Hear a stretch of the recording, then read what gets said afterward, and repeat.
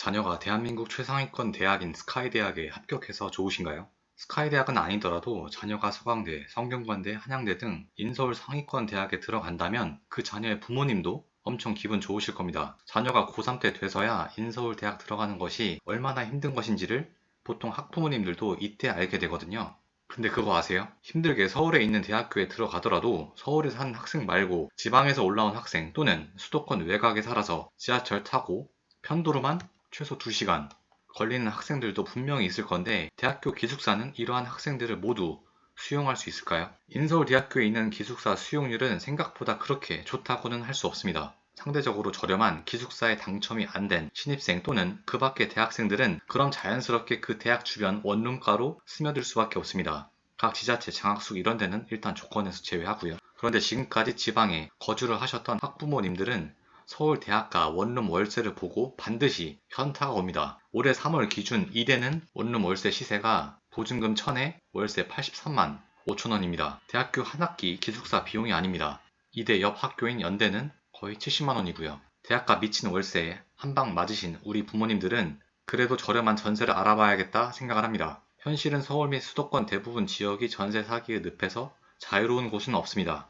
아니 자녀가 명문대에 합격해서 기쁨이 엄청났지만 막상 자녀가 거주할 집을 구하는 도중 저렴한 가격으로 집을 구하려다가 부동산으로부터 사기를 맞아서 희망찬 대학 생활의 시작도 하기 전에 좌절부터 맛보는 지방 학부모 및 학생들이 많이 있습니다. 그럼 이러한 문제가 터지지 않도록 부동산 관련해서 이것저것 알아보고 대응책을 알아봐야 하는데 이건 누가 알아봐야 할까요? 고3 학생이 알아봐야 할까요? 아니면 재수생?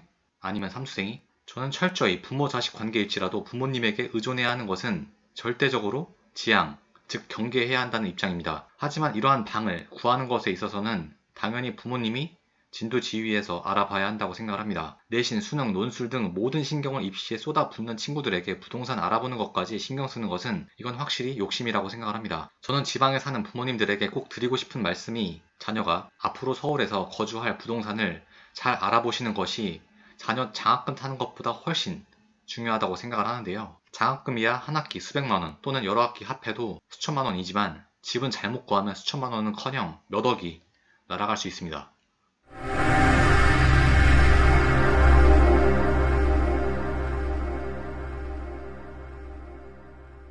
안녕하세요. 온라인 건물주입니다. 본 영상은 저의 경험에 기반한 영상으로 뜬구름 잡는 이야기가 아니라 진짜 현실에서 일어나는 이야기입니다. 수능을 앞둔 자녀를 위해 많은 학부모님들이 기도를 하시는데 그것도 중요하긴 합니다. 그런데 자녀들이 수능을 위해 머리가 터지도록 공부하는 동안 부모님들도 그 기간에 공부를 해야 할 것이 몇 개 있습니다. 그냥 도움이 되는 것이 아니라 반드시 알고 있어야 하는 내용입니다. 2023년 11월 16일 2024학년도 대학 수학능력시험이 치러집니다.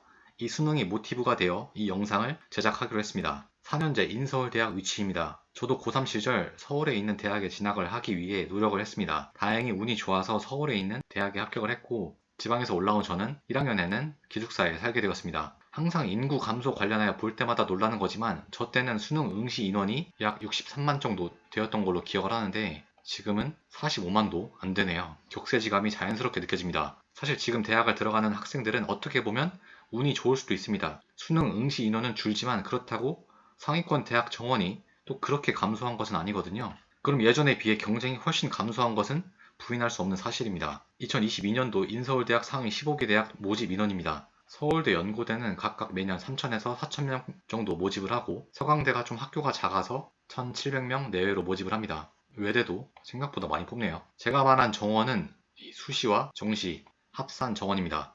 이건 제가 입시 준비할 때나 큰 차이는 없는 것 같은데요. 즉 서두에 이야기를 했듯이 상위권 대학이라고 해서 정원이 예전에 비해서 드라마틱하게 감소한 것은 아니기에 해당 대학에 합격한 신입생들 입장에서는 기숙사 들어가는 것의 경쟁률이 낮아졌다고는 할 수는 없습니다. 아까 서울대 모집 인원 정원이 3,300명이었는데 서울대 기숙사 신입생 수용 인원을 보시면 1,483명입니다. 대략 뭐 약 한 50% 조금 안 되겠네요. 물론 3,300명 신입생 모두 지방 학생들은 아니고 서울에 사는 학생들도 있어서 신입생 기준으로 보았을 때 기숙사가 엄청나게 부족하네 이런 의미는 아닙니다. 그리고 보통 대학교 기숙사에서 입사 배정을 신입생에게 가장 많이 해주기 때문에 2학년 되고서는 보통 다 기숙사를 나가게 됩니다. 그럼 해당 대학가 근처 원룸을 찾을 수밖에 없습니다. 지방 자택에서 서울에 있는 대학교로 통학할 수는 없잖아요. 여기서부터 제 이야기를 다시 해보겠습니다. 저 역시 1학년은 기숙사를 살았지만 2학년부터는 기숙사를 살 수 없게 되었습니다. 2학년으로 복학을 하게 되면서 제가 다니던 대학교 근처 원룸을 전세금 6천만 원에 들어가게 되었습니다. 결론적으로 지금 와서 그 주택이 근생 빌라라는 것을 알았지 그 당시에는 그냥 원룸이구나 라고만 알고 있었던 것이 사실입니다. 그냥 말 그대로 그냥 그런가 보다 했어요. 뭐 전입신고도 했고 확정일자도 받았으니까 문제 없겠지? 그냥 막연하게 생각을 했죠. 근데 20대 후반 부동산 공부에 매진을 하게 되면서 등기부를 습관적으로 떼는 습관이 생기게 되었고 제가 살고 있던 집의 등기부와 건축물 대장을 떼봤습니다. 그리고 건축물 대장에는 주택이 아닌 근린생활시설이라고 적혀 있었습니다. 사실 이때만 하더라도 부동산 공부를 한 지 얼마 되지 않았기 때문에 그래도 전입신고랑 확정일자 받았으니까 괜찮은 거 아닌가라고 또 막연하게 생각을 하고 그냥 넘어갔죠. 근데 부동산 공부를 매일 하다 보니까 그냥 막연하게 보는 게 아니라 하나하나 다 뜯어보려는 자세가 생겼습니다. 근생은 근린생활시설의 약자로 쉽게 말해 상가입니다. 상가인데 주거용으로 개조를 해서 빌라같이 사용한다고 해서 근생 빌라라고 하는데 생각보다 서울 및 수도권에 이러한 근생 빌라가 진짜 무진장 많습니다.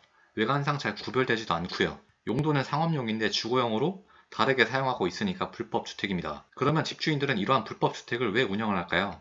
일단 첫 번째로 주택의 경우 세대별로 주차 공간을 마련해야 하는 법이 깐깐하게 설정되어 있지만 근생의 경우 주택에 비해 이러한 조건이 강하지 않습니다. 집주인 입장에서는 최대한 공간을 뽑아 먹어야 이득이기 때문에 당연히 주차 공간에 공간을 많이 할애하고 싶진 않겠죠?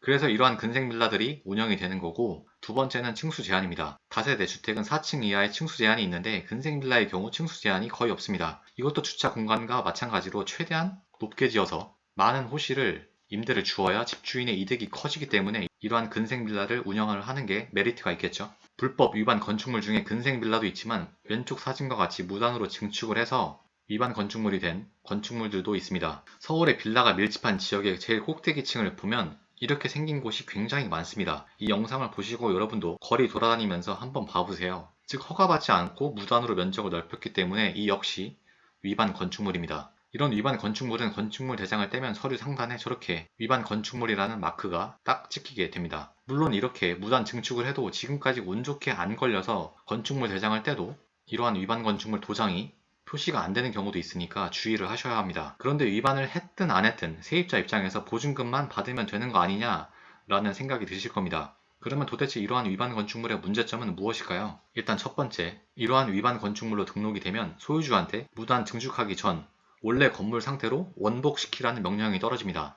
그런데 이러한 말을 잘 안 듣는 집주인분들도 많습니다. 그러면 이행강제금이라고 즉 벌금을 물게 됩니다. 이러한 벌금을 내기 싫어서 이 건물을 팔아버리고 싶어도 이 건물을 사는 매수자 역시 이 건물을 그대로 인수하는 순간 이행강제금을 내야 하니까 매도가 어렵겠죠? 그리고 위반 건축물은 원칙상 전세자금 대출이 안 됩니다. 대부분의 사회초년생 세입자들은 전세자금 대출을 최대한 활용해서 전세집을 구하는데 이러한 전세자금 대출이 안 된다면 집주인 입장에서는 세입자를 구하기가 굉장히 어려워집니다. 그렇기 때문에 가격을 낮춰서라도 세입자를 구하려고 용을 쓰는 거죠. 근데 어찌되었든 전세 대출이 안 된다는 사실은 변함이 없기 때문에 목돈이 어느 정도 있는 세입자만 이 집에 전세를 들어올 수 있습니다. 근데 이 집에 들어온 전세입자가 문제가 되는 것은 본인이 2년 살고 나중에 나갈 때 이 집의 집주인이 목돈이 있는 세입자를 또 구하지 못한다면 그 집에 눌러 앉을 수밖에 없는 상황이라는 겁니다. 내가 그 집에 더 이상 살고 싶지 않아도 다른 세입자를 구하기가, 즉 목돈이 있는 세입자를 구하기가 너무 어렵기 때문에 집주인과의 기나 길고도 지루한 싸움이 시작되는 겁니다.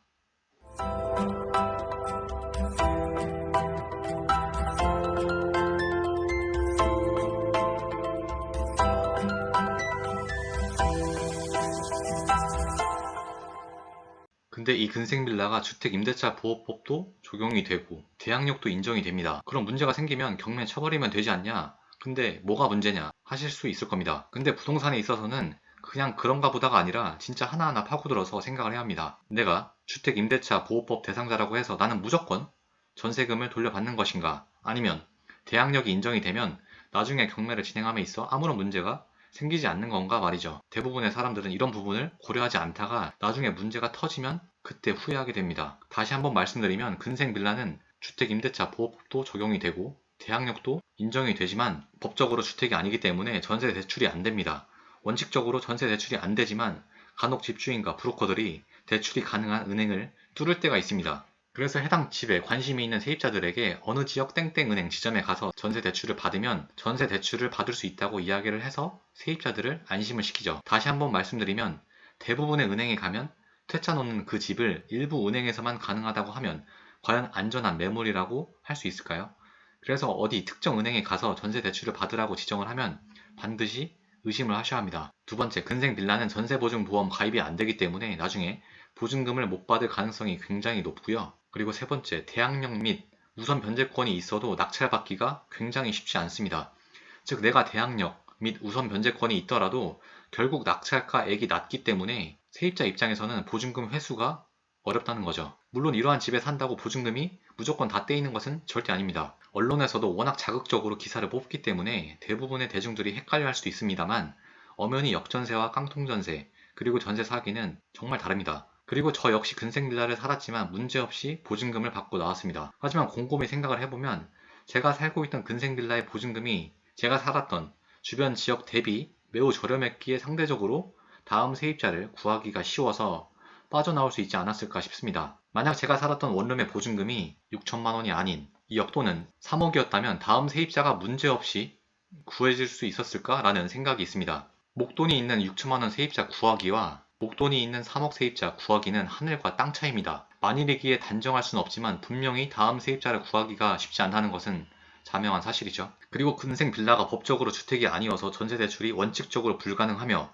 대항력 및 우선 변제권이 있어도 낙찰이 쉽지 않고 낙찰가액도 낮아 보증금을 돌려받기가 쉽지 않다는 사실을 알고 그 집에 거주를 하는 것과 모르고 거주하는 것은 하늘과 땅 차이입니다. 사실 대부분의 부모님들 역시 위에서 언급한 대항력 및 우선 변제권의 정확한 뜻을 아는 사람도 많지 않습니다. 어렴풋이 알지 설명해 보라고 하면 많지 않죠. 남에게 설명을 하지 못한다는 것은 제대로 알고 있는 것이 아닙니다. 물론 지식과 경험을 많이 갖고 계신 분들도 많지만 나이가 있으신 중년, 노년분들도 이야기를 하다 보면 최소한의 부동산 지식도 없이 살아가는 경우도 정말 많습니다. 물론 자녀를 위해 피나게 고생을 하다 보면, 즉 생계에 집중을 하다 보면 이런 부분을 신경 쓰지 못할 수도 있다는 것을 압니다.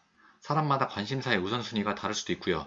물론 저 역시 남들이 당연하게 알고 있는 지식이지만 저만 모르는 경우도 있습니다. 영국 공영방송인 BBC에서 수능을 세계에서 가장 힘든 시험이라는 기사를 내보낸 적이 있습니다. 저 역시 지금까지 본 시험 중 수능만큼 힘든 시험은 없었습니다. 그만큼 엄청난 중압감에 시험을 치르고 이 하루의 시험을 위해 지금도 많은 학생들이 총 12년의 시간을 입시에 할애를 하죠. 어렸을 때부터 남을 찍어 눌러야 내가 위로 올라가는 상황이 되다 보니까, 즉 절대평가가 아닌 상대평가의 세상에서 살다 보니 진짜 전 세계에서도 대한민국 고등학생은 최고 레벨로 공부를 하게 됩니다. 말 그대로 머리가 터질 정도로 공부를 하는 거죠. 이러한 자녀의 대학 합격을 위해 매년 많은 부모님들이 기도를 드리고 있기도 하고요. 근데 이렇게 자녀를 위해 최선을 다해 기도를 했는데 이러한 기본적인 정보를 몰라서 또는 누구도 가르쳐 주지 않아서 자녀가 대학을 합격했는데도 자녀를 위해 투자한 전세보증금, 즉 누군가의 가정에게는 전 재산일 수도 있는 재산을 날려버리면 그게 무슨 의미가 있을까요? 서울의 부동산은 가면 갈수록 서울 이외의 사람들에게 진입장벽이 높아져 가고 있습니다. 서울에 살고 있는 학부모라면 이렇게 대학생들이 많은 월세를 내고 있다는 사실이 크게 와닿지 않을 겁니다. 그냥 그런갑다 하겠죠. 지방에서 올라온 학생의 학부모님들은 이러한 월세 지원하느라 허리가 휠 정도고요. 예를 들어 이대생의 기준에서 월세 83만원에 생활비 70만원 한다고 하면 그냥 매달 150만원 지원을 해줘야 합니다.